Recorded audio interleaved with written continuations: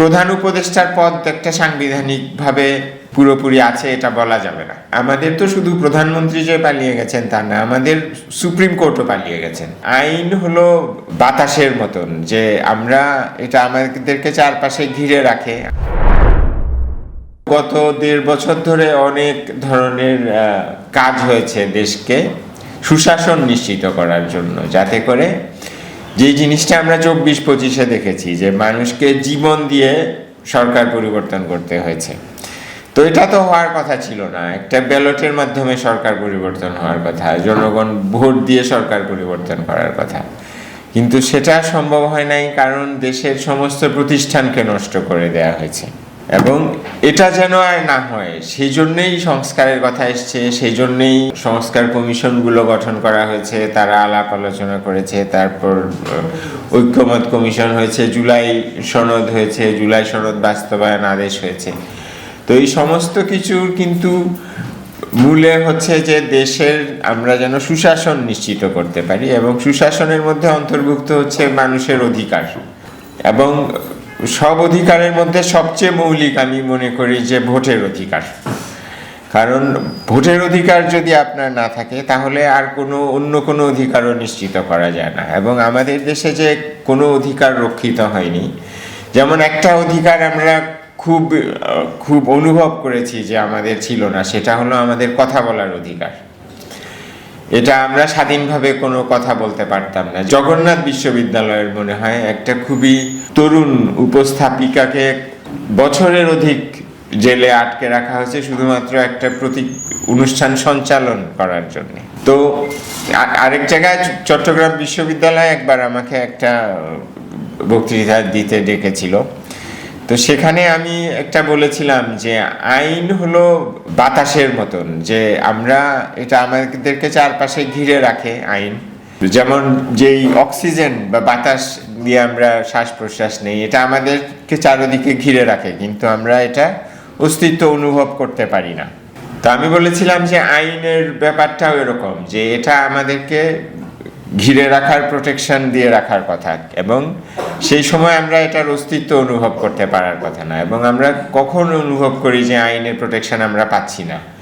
অক্সিজেনের মতন, যখন এটার সরবরাহ বন্ধ হয়ে যায় আমরা বুঝি যে আমরা আর নিঃশ্বাস নিতে পারছি না।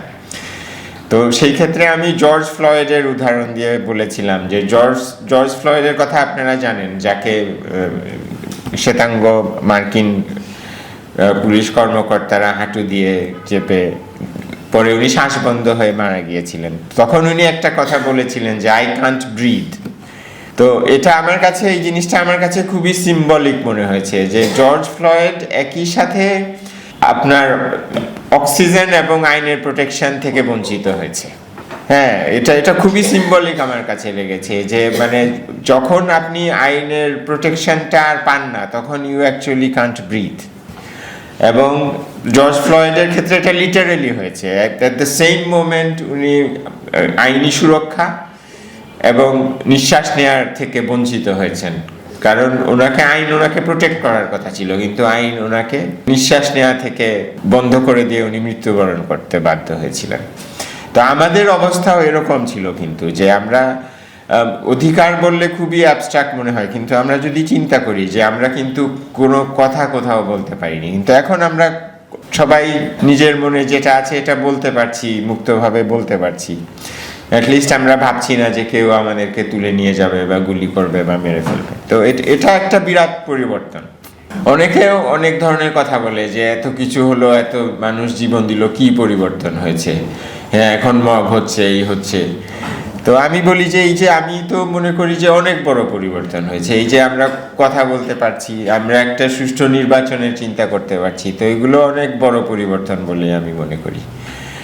এবং আমরা যেটা বলছিলাম যে এই সংস্কারের আকাঙ্ক্ষাটা কিন্তু তৈরি হয়েছে আমাদের 15-16 বছরের অভিজ্ঞতার ভিত্তিতে, এবং তার ফলে যে ত্যাগ মানুষকে করতে হয়েছে। তো সেই কনটেক্সট থেকে একটা কথা সমালোচক যারা এই পুরো সংস্কার প্রক্রিয়া সমালোচনা করতে চান, তারা একটা কথা বলেন যে এই সরকারের কি এখতিয়ার আছে এই ধরনের পরিবর্তন করার রাষ্ট্রীয় কাঠামোর, অথবা এই সরকারের কি এখতিয়ার আছে গণভোট করার। তারপরে আরও প্রশ্ন আছে যে গণভোটে যদি ফলাফল না হয় তাহলে কি দাঁড়াবে, গণভোটের প্রশ্ন জনগণ বুঝবে কিনা, এই ধরনের অনেক প্রশ্ন আছে। তো এগুলো কিছু কিছু জিনিস আমি বলেছি, অন্য জায়গায় লেখারও চেষ্টা করেছি। একটা হলো আমাদের বুঝতে হবে যে যে প্রশ্নটা করা হয় যে এই সরকার যে সমস্ত উদ্যোগগুলো নিয়েছে গণভোট থেকে শুরু করে, এই উদ্যোগগুলোর আইনি ভিত্তি কি হতে পারে। তো অনেকে সংবিধানের কথা বলে, আমাদের সংবিধানের কথা বলেন ওখানে তো এই ধরনের কোনো গণভোটের কথা নাই, বা আমাদের আইনে এ ধরনের কোনো গণভোটের কথা নাই। এবং বেশ সিনিয়র আইনজীবীরাই বলেন যে এটা তো তাহলে এটা অবৈধ। হ্যাঁ, আমি নাম উল্লেখ করতে চাই না, কিন্তু আমার নজরে এসছে, আপনাদেরও নিশ্চয়ই নজরে আসে যে এই ধরনের গণভোটের কথা তো সংবিধানে নাই, এই ধরনের সংস্কার সংবিধানের সাথে সাংঘর্ষিক, কাজে পুরো প্রক্রিয়াটা অসাংবিধানিক। তো আমার উত্তর হলো যে ওনাদেরকে বুঝতে হবে যে আমরা কিন্তু এখন একটা বিশেষ এক ধরনের সাংবিধানিক অবস্থার মধ্যে আছি। যেমন আমাদের সংবিধান কিন্তু যেটা আছে যে আপনারা তো এখানে আই এম শিওর যে পলিটিক্যাল সায়েন্সের ছাত্ররা আছেন, আপনারা সংবিধান নিশ্চয়ই দেখেন, যে এটা একটা সাদা রঙের বই যেটা সরকার ছাপায়। তো সময় সময় নতুন নতুন এডিশন ছাপানো হয়। তো ওই বইটা খুলে আপনারা যদি দেখেন, বা আপনারা সাধারণভাবেও জানবেন যে এই সংবিধান কিন্তু এই কথা কখনো কল্পনাও করা হয় নাই যে দেশের একজন প্রধানমন্ত্রী পালিয়ে যাবেন তারপরে কি হবে। এই কথা বিবেচনা করে সংবিধান রচিতই হয় নাই। অর্থাৎ সংবিধানে এই ধরনের একটা পরিস্থিতির কথা চিন্তাই করা হয় নাই যে দেশের প্রধানমন্ত্রী পালিয়ে যাবেন তারপরে কি হবে। কাজে এক অর্থে আমি অনেক জায়গায় বলেছি যে এক অর্থে যেদিন আমাদের প্রধানমন্ত্রী পালিয়ে গেলেন সেদিন আমাদের লিখিত সংবিধান এক অর্থে অকার্যকর হয়ে পড়েছে। কারণ সংবিধানের ব্যাপারে ধারাবাহিকতার কথাটা আপনারা অনেক জায়গায় শুনে থাকতে পারেন। তো এটা ধারাবাহিকতা বলা হয় এই পরিপ্রেক্ষিতে যে সংবিধানে কোনো একটা ঘটনা ঘটলে পরে কি হবে এটার একটা ধারাবাহিক বর্ণনা থাকে। যেমন ধরুন প্রধানমন্ত্রী পদত্যাগ করলে তারপরে কি হবে তার একটা প্রভিশন থাকে, সংসদ ভেঙে গেলে কি হবে তারপরে কি হবে। অর্থাৎ কোনো একটা জায়গায় যদি কোনো একটা পরিবর্তন হয় তখন অন্য আরেকটা ধারা ট্রিগার করে ওই স্পেসটা কাভার করার জন্য। এইভাবেই ধারাবাহিকতাটা রক্ষিত হয় যে পদত্যাগ করলেন তাহলে এরপরে আপনি দেখবেন তাহলে সংবিধানে কি বলা আছে, সেটা যদি কার্যকর না হয় তারপরেও আরেকটা ধারা থাকবে যেটা ট্রিগার করবে। তো এই জন্যই ধারাবাহিকতার কথা বলা হয়। কিন্তু একজন প্রধানমন্ত্রী যে পালিয়ে যাবেন এটা তো সংবিধানে লেখা নাই। কাজেই যেই মুহূর্তে তিনি পালিয়ে গেলেন সেই মুহূর্তেই ধারাবাহিকতাটা সম্পূর্ণ অপ্রাসঙ্গিক হয়ে গেছে। এবং সেই দিক থেকে চিন্তা করলে এই সংবিধান 5ই আগস্টের পর থেকে অকার্যকর হয়ে পড়েছে একরকম। হ্যাঁ, তবে এটা ঠিক যে তারপরে আমাদের একটা সরকার গঠিত হয়েছে এবং দেশ পরিচালনা করা হচ্ছে, সেগুলো কিন্তু আমাদের সংবিধান অনুযায়ী করা হচ্ছে। তো এখন আপনি বলতে পারেন যে অকার্যকর হয়ে গেলে তাহলে এইগুলো কিভাবে সংবিধান অনুযায়ী করা হচ্ছে। এটা আমি বলবো যে এটা অনেকটা আমরা জনগণ মেনে নিয়েছি যে এই সরকারের কর্তৃত্ব আমরা মেনে নিয়েছি, যে এই সরকার দেশ পরিচালনা করতে পারবে সেটা আমরা মেনে নিয়েছি।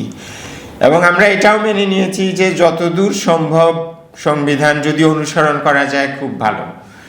কারণ এই ডকুমেন্টটা আমাদের একটা পরিচিত ডকুমেন্ট এবং আমরা তো একটা নিয়মতান্ত্রিক ব্যবস্থার মধ্যে থাকতে চাই।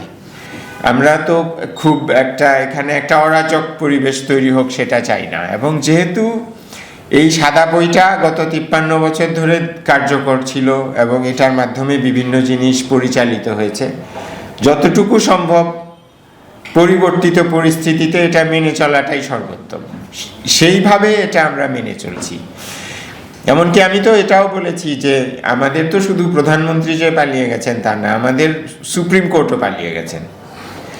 হ্যাঁ, আপনারা আরেকটা খুবই ইন্টারেস্টিং জিনিস আছে যে আপনারা যদি আমাদের সংবিধান খুলে পড়েন, ওখানে দেখবেন যে সুপ্রিম কোর্ট বলতে বুঝাবে প্রধান বিচারপতি এবং সুপ্রিম কোর্টের অন্যান্য বিচারকবৃন্দ, তাদেরকে নিয়ে সুপ্রিম কোর্ট। কাজে আপনারা ওইখানে এই যে শাহবাগ পার হয়ে ওইদিকে গেলে যে সাদা দালান দেখেন, ওটা কিন্তু সুপ্রিম কোর্ট না সংবিধান অনুযায়ী, ওটা একটা বিল্ডিং। সুপ্রিম কোর্ট হলো প্রধান বিচারপতি এবং অন্যান্য বিচারক। তো 5 আগস্টে কি হলো, প্রধান বিচারপতি সহ সব সিনিয়র বিচারপতি পালিয়ে গেলেন। তো এক হিসাবে তো 5 আগস্টের পরে যেমন প্রধানমন্ত্রী ছিলেন না, দেশে কোনো সুপ্রিম কোর্টও ছিলেন না।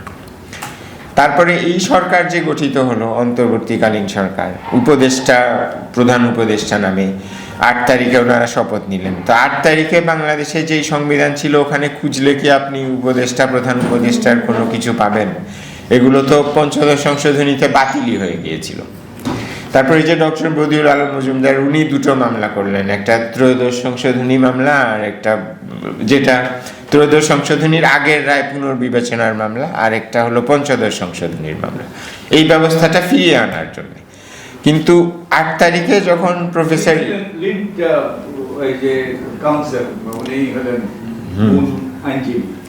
তারপরে যখন ওনারা মামলা করলেন, এই যে উপদেষ্টা, প্রধান উপদেষ্টা, এই যে আমরা পদগুলো ওনাদেরকে ডাকছি, এগুলো তো 8 তারিখে সংবিধানের অংশই ছিল না। তাহলে কিভাবে জিনিসটা কার্যকর হয়েছে? আমার কথা হলো, এটা পুরো জিনিসটা কার্যকর হয়েছে জনগণের সম্মতির কারণে। এবং এই সম্মতি কিভাবে তৈরি হয়েছে? এই সম্মতি তৈরি হয়েছে মানুষ যে স্যাক্রিফাইস করেছে, একটা স্বৈরাচারী ফ্যাসিবাদী শাসন ব্যবস্থাকে সরানোর জন্য মানুষ যেই ত্যাগ করেছে, জীবন দিয়ে, অঙ্গহানির মাধ্যমে, দৃষ্টিশক্তি হারানোর মাধ্যমে যেই ত্যাগ, তার মাধ্যমে একটা জন আকাঙ্ক্ষা তৈরি হয়েছে এবং জনগণের একটা সম্মিলিত মতামত তৈরি হয়েছে যে আমরা একটা অন্তর্বর্তীকালীন সরকার চাই যারা কিছু কাজ করবে। এবং যদিও এই যে উপদেষ্টার ধারণা, প্রধান উপদেষ্টার ধারণা, এগুলো সংবিধানে নাই, তারপরেও আমরা এগুলোর ভিত্তিতে ওনারা শপথ নিয়েছেন। তারপর আমি যেটা বলছিলাম, এক অর্থে আমাদের সর্বোচ্চ আদালতও 5 আগস্টের পরে ছিল না। তো এনারা এসে, প্রফেসর ইউনূসের নেতৃত্বাধীন সরকার এসে আদালত পুনর্গঠন করলেন। সেখান থেকে অনেক ধরনের ন্যায় বিচার আমরা পেয়েছি, যেগুলো গত 15 বছরে আমরা পাইনি। গত 15-16 বছরের অনেক সিদ্ধান্ত কিন্তু পুনর্মূল্যায়ন করে পরিবর্তন করা হয়েছে আদালতের মাধ্যমে। এই জিনিসগুলো হয়েছে। তারপরে ধরুন আপনার, আমি সর্বশেষ হিসাব নিয়ে দেখেছিলাম যে বর্তমান সরকার প্রায় 100-র কাছাকাছি অধ্যাদেশ জারি করেছে। তারপরে আমি সর্বশেষ যখন দেখছিলাম যে 100-র মতন অধ্যাদেশ জারি করেছে। অধ্যাদেশ আপনারা যারা রাজনীতি পড়েন তারা জানবেন, এবং আমার মনে হয় আমাদের সবারই একটু চেষ্টা করা উচিত জানা। সেটা হলো, আমাদের দেশে আইন প্রণয়ন করে সংসদ, জাতীয় সংসদ, কিন্তু যখন সংসদ কার্যকর থাকে না, তখন রাষ্ট্রপতি, আশু প্রয়োজনে রাষ্ট্রপতি আইন প্রণয়ন করতে পারেন, এবং ওই আইনগুলোকে অধ্যাদেশ বলা হয়। তো এখানে খুবই যেটা ইন্টারেস্টিং বিষয়, যে অধ্যাদেশ রাষ্ট্রপতি প্রণয়ন করেন, কিন্তু সংবিধানে আবার এটাও লেখা আছে যে রাষ্ট্রপতি শুধুমাত্র প্রধানমন্ত্রীর পরামর্শ অনুযায়ী কাজ করবেন। এবং প্রধান উপদেষ্টার পদ কিন্তু সংবিধানে এখনো পুরোপুরি নাই, কারণ পঞ্চদশ সংশোধনীর মাধ্যমে এটা বাতিল হয়েছে।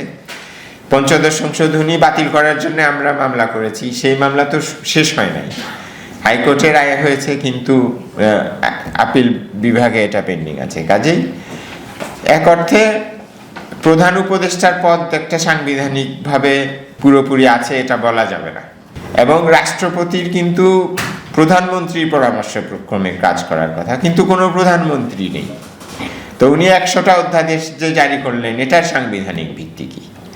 তো এই প্রশ্নগুলো যদি আপনি করেন, তাহলে আপনার বুঝতে হবে যে এই সরকারের এবং এই সরকার যে কাজ করছে তার সাংবিধানিক ভিত্তি আপনি সাদা বইয়ের মধ্যে পাবেন না, অসম্ভব।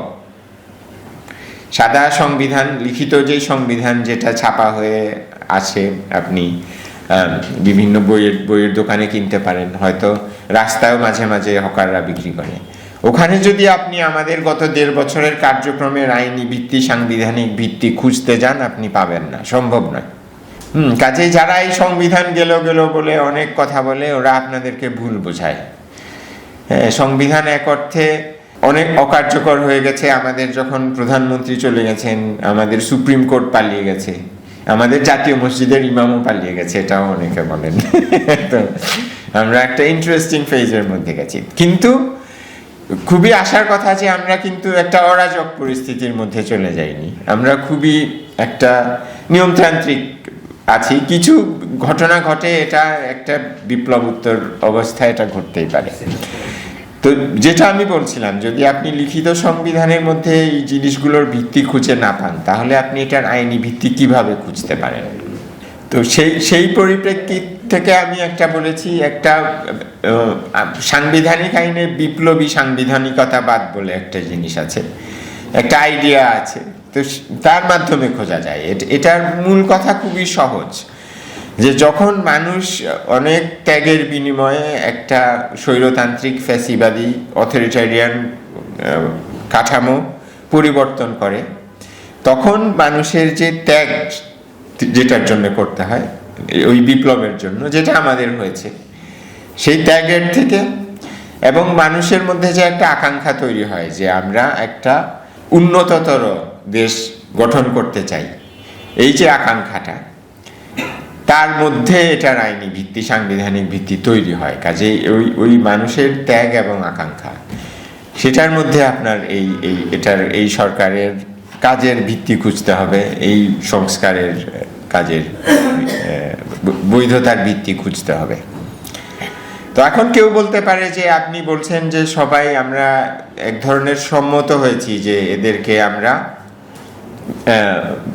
আমরা সরকারে চাই, প্রধান উপদেষ্টাকে আমরা সরকারে চাই, এবং আমরা চাই তারা একটা নির্বাচন করুন, তারা কিছু রাষ্ট্রীয় সংস্কার করুন। কিন্তু আমরা তো দেখি নাই যে সারা দেশের জনগণ কোথাও একসাথে বসে মিটিং করে ওনাদেরকে এই দায়িত্ব দিয়েছেন, তাই না? আমি তো বলছি যে যেহেতু লিখিত সংবিধানকে আক্ষরিকভাবে প্রয়োগ করা অসম্ভব হয়ে পড়েছে, কাজেই জনগণের গণসম্মতির ভিত্তিতে একটা বৈধতা তৈরি হয়েছে।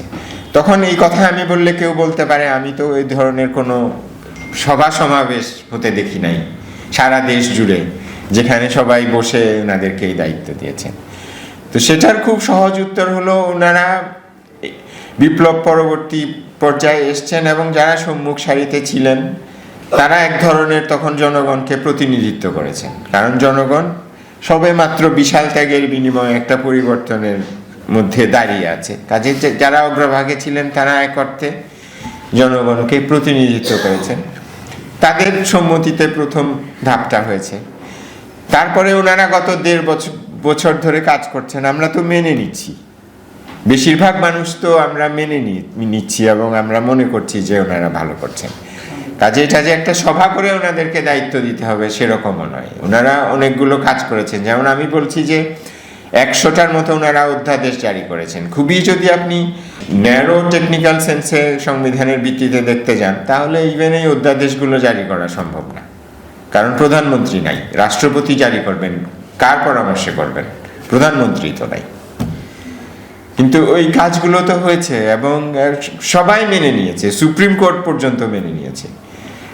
সুপ্রিম কোর্ট রিকনস্টিটিউটেড হয়েছে, ওনারা করেছেন। এবং সুপ্রিম কোর্টে আরেকটা মামলা হয়েছিল, এক আইনজীবী করেছিলেন যে এই সরকার অবৈধ, এই কথা বলে। মামলার নাম মহসিন রশিদ বনাম বাংলাদেশ। তো ওটার শুনানিতেও আমরা ছিলাম। তো ওই মামলা তো আমাদের সুপ্রিম কোর্টও রিজেক্ট করেছে। কাজে এই সম্মতি যে একটা আপনার পুরোনো দিনের ডিরেক্ট ডেমোক্রেসির মতন সারা দেশের সব জনগণের একটা সভা করে এই সম্মতি নিতে হবে তা না। এই সম্মতি আমরা আমাদের সমাজে, রাষ্ট্রে দেখতে পাই, আমাদের প্রতিষ্ঠানগুলো যেভাবে কাজ করছে সেটা থেকে দেখতে পাই। তো এত লম্বা কথা হিস্ট্রি বলার কারণ হলো যে কাজেই এই সরকার ভিন্ন। এই সরকার আমাদের অন্য সরকার যেগুলো, এমনকি আমাদের সংবিধানে যখন তত্ত্বাবধায়ক সরকার ব্যবস্থা ছিল, 90 দিনের জন্য আসতেন ওনারা, নির্বাচন করতেন, সেই সরকার থেকেও এনারা ভিন্ন। এনাদের বৈধতার ভিত্তিও ভিন্ন এবং ওনাদের কাছে আমাদের চাওয়ার আকাঙ্ক্ষা জনগণের সেটাও ভিন্ন। কারণ আমরা একটা স্বৈরতান্ত্রিক ব্যবস্থার মধ্যে দিয়ে এসেছি এবং অনেক স্যাক্রিফাইস আমরা করেছি সেই ব্যবস্থা থেকে বেরিয়ে আসার জন্য। এবং এই কারণে আমরা ওনাদের বৈধতাও তৈরি হয়েছে এবং আমরা যাতে আবার ওই ধরনের একটা পরিবেশে ফিরে না যাই, সেই জন্য একটা জন আকাঙ্ক্ষাও তৈরি হয়েছে যে ওনারা কিছু মৌলিক পরিবর্তন করবেন। এবং সেই মৌলিক পরিবর্তনের জন্যই এই গণভোট, এবং সেই কারণেই গণভোট করার ক্ষমতা ওনাদের, আমি যেটা বললাম, ওনাদের ক্ষমতার বৈধতা যেভাবে তৈরি হয় এই গণভোট করার বৈধতাও একইভাবে তৈরি হয়। তবে হ্যাঁ, আরো সূক্ষ্মভাবে, আমি খুব সাধারণভাবে বলার চেষ্টা করলাম, কিন্তু আরো টেকনিক্যালি আইনিভাবেও গণভোট কেন প্রয়োজন সেটা ব্যাখ্যা করা যায়।